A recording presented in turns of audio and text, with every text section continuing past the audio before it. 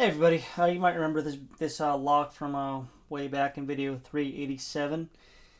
Picked it, and one of my commenters, Gary Romaine, who's real active on YouTube, asked about gutting it. So I'm going to take it out to the drill press. I think a 5/32 drill bit will do the trick. I don't know if you can see, probably can't, but I can actually see an outline of where the pin chambers are. So I'm just going to drill them out and gut it.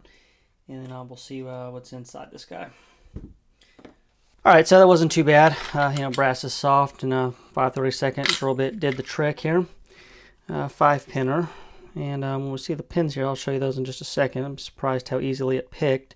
What I did, I was having a hard time seeing where to drill, so I put it on the grinder, not the grinder, I'm sorry, the bench grinder. And just took a couple layers off so I could see where to drill. And just drilled my 5 holes and dumped them out. Got a little bit crazy on the first one there and hit the spring, actually the first 3. But so you see the mangled springs at the top there. As far as pins go, though, pretty surprising this thing picked as easily as it did, as we actually have 4 spool pins. Spool, spool, spool, spool, and 1 standard. So that's actually what's inside of this guy, which really shocked the hell out of me here, because it did pick really, really easy. I didn't get a false set or anything, so that's what's inside it. Oops, so I can go mix everything up.